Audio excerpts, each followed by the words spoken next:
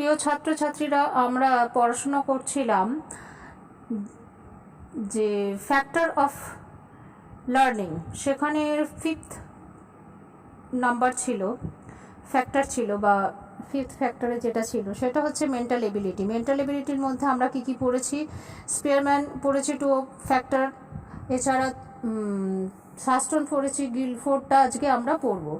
গিলফোর্ডের হচ্ছে যেটা SOI model অর্থাৎ স্ট্রাকচার অফ ইন্টালেক্ট, অর্থাৎ গিলফোর্ড থিওরিটা কে বলা হয়ে থাকে সংগঠন সংক্রান্ত তত্ত্ব। আমেরিকার দক্ষিণ ক্যালিফোর্নিয়ার বিশ্ববিদ্যালয়ের অধ্যাপক ছিলেন ডক্টর JP গিলফোর্ড।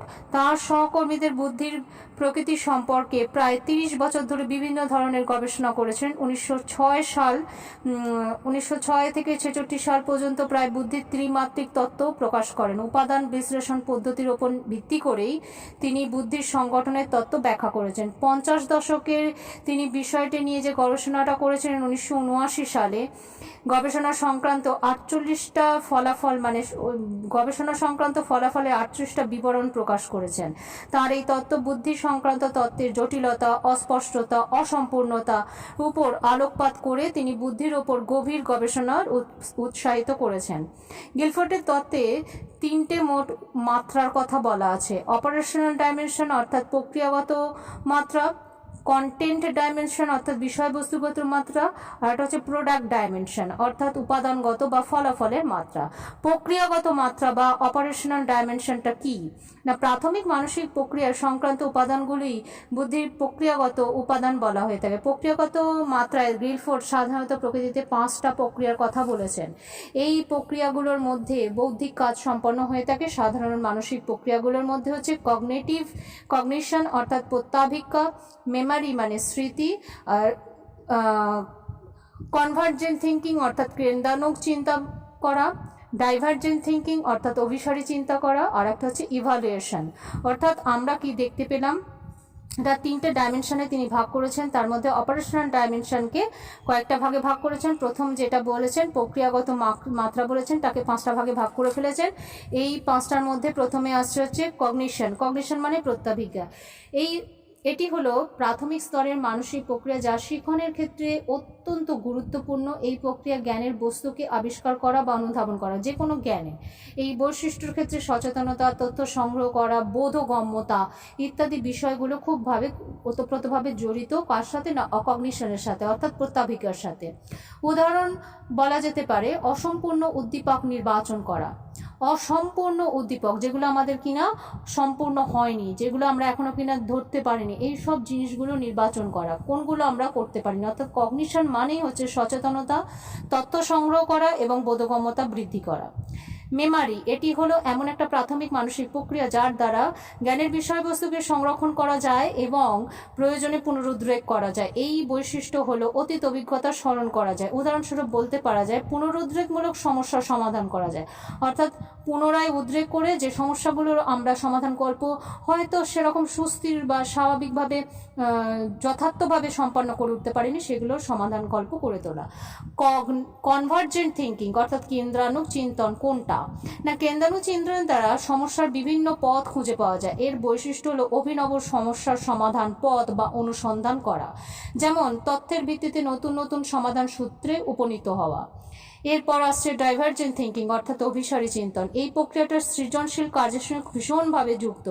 এর দ্বারা বিভিন্ন রকম সম্ভাব্য সমাধান পথ খুঁজে পাওয়া যেমন যায়। চিন্তনের এই প্রক্রিয়ার অভিনবত্বের মধ্যে দিয়ে সন্ধান দেয়, নতুনত্ব তৈরি করে, নির্দিষ্ট সমাধান অনুসন্ধান করে।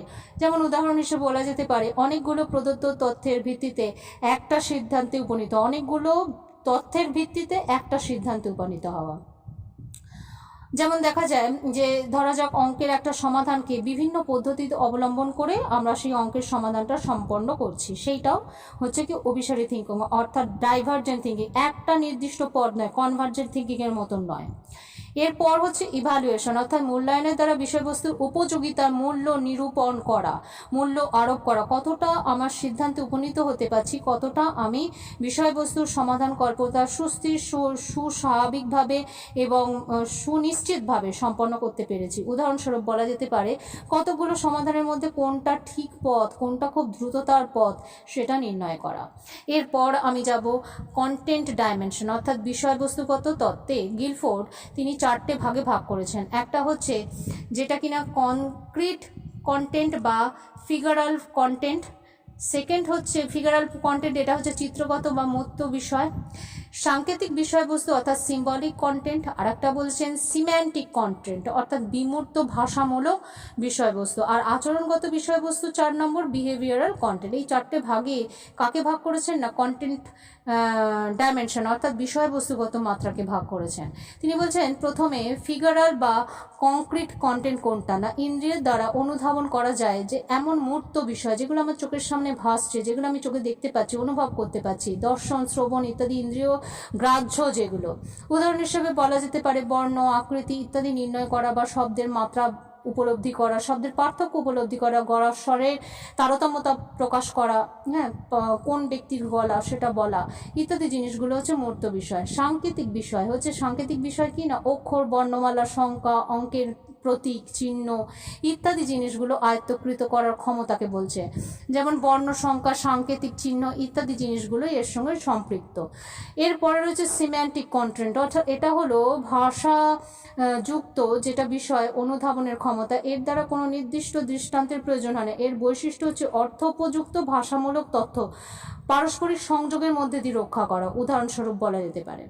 বিহেভিয়ারাল কন্টেন্ট হচ্ছে এই ক্ষমতার সামাজিক আচার আচরণের আয়ত্ত করতে সাহায্য করে। এর বৈশিষ্ট্য হলো পারস্পরিক ব্যবহৃত ভাষাহীন তত্ত্ব, উদাহরণস্বরূপ কিরম বলা যেতে পারে না মানসিক বৈশিষ্ট্য অনুভূতি ইত্যাদিগুলো উপলব্ধি করা।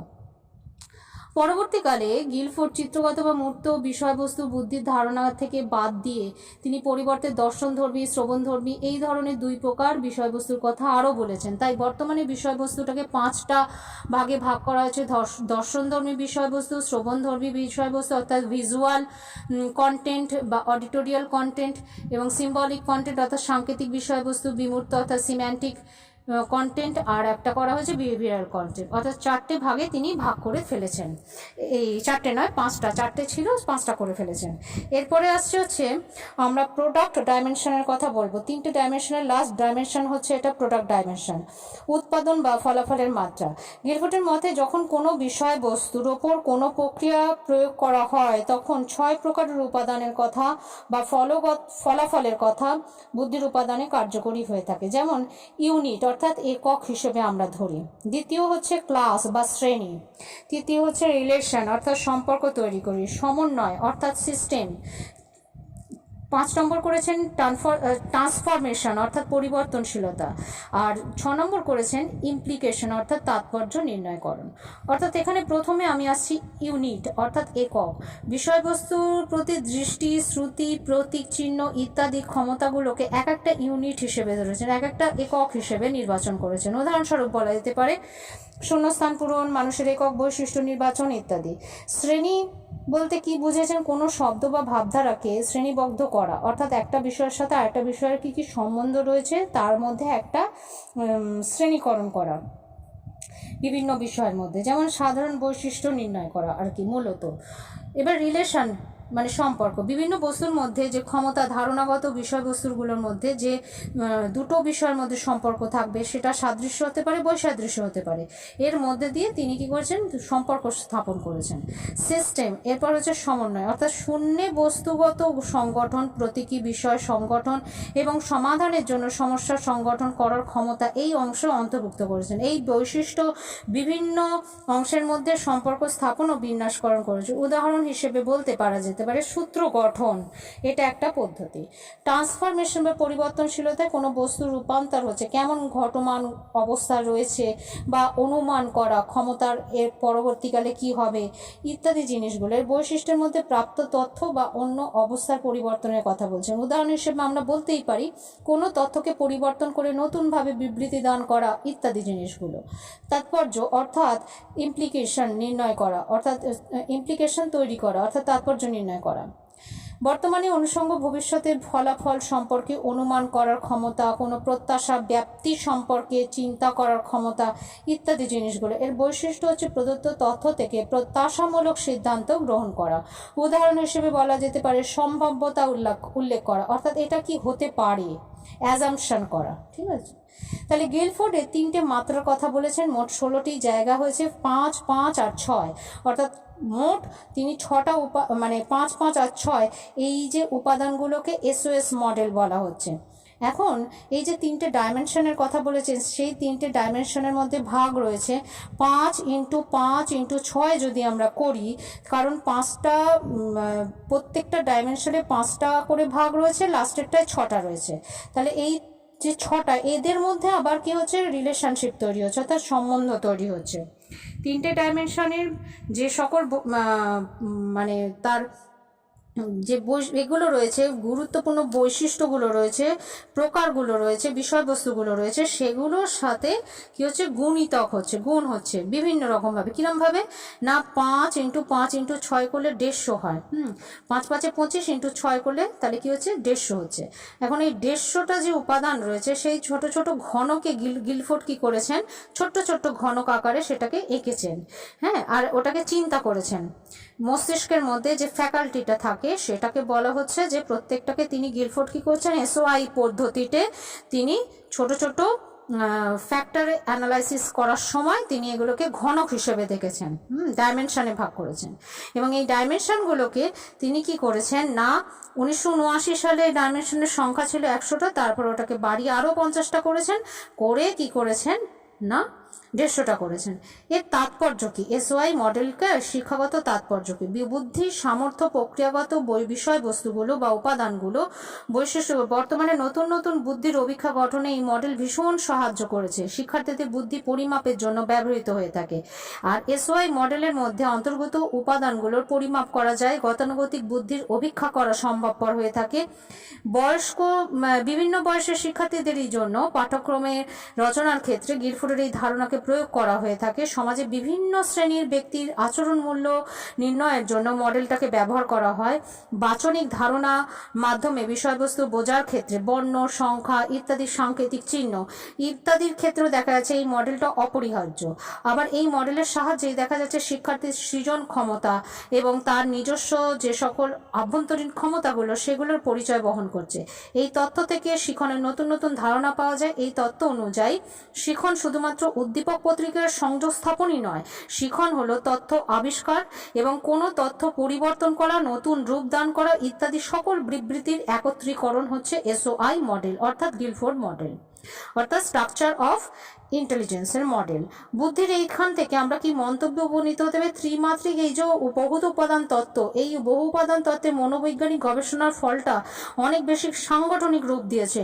আর কি করেছে, এই রসায়ন বিদ্যার পর্যায় সারণী, অর্থাৎ পেরিওডিক টেবিল, একটা পেরিওডিক টেবিল মানে কি, ওই যে ঘনকগুলো তৈরি করে 150খানা ঘনক তৈরি করে তাদের মধ্যে সম্বন্ধ স্থাপন করেছেন তিনি, তাকে বলা হয়, তার নাম দিয়েছে পেরিওডিক, PERIODIC টেবিল। হ্যাঁ, গিলফোর্ডের এই তত্ত্বের সাহায্যে বুদ্ধি ছাড়াও অন্যান্য মানসিক ক্ষমতারও ব্যাখ্যা করা যায়। তাই তত্ত্বের প্রয়োগ করে শিখন পদ্ধতিকে আরও বেশি ব্যাপকভাবে কি করা হচ্ছে, তার রূপদান করতে পারা যাচ্ছে। তাহলে আজ এই পর্যন্ত রাখছি, এর পরের দিন আবার অন্য আরেকটি জিনিস পড়াবো, সেটা হচ্ছে স্টার্নবার্গের বুদ্ধির পরিমাপ, যেটা কিনা তোমাদের খুব দরকার। বুদ্ধির সংজ্ঞা কাকে বলে সেটাও আমি একটুখানি আগে বলবো। মূর্ত বুদ্ধি, বিমূর্ত বুদ্ধি বলতে কি বোঝায়, সামাজিক বুদ্ধি বলতে কি বোঝায়, ফ্রিম্যানের বুদ্ধির শ্রেণীবিভাগ বোঝাবো এবং বুদ্ধির বৈশিষ্ট্যাবলীগুলো বোঝাবো। আজ এই পর্যন্ত, এখন রাখছি।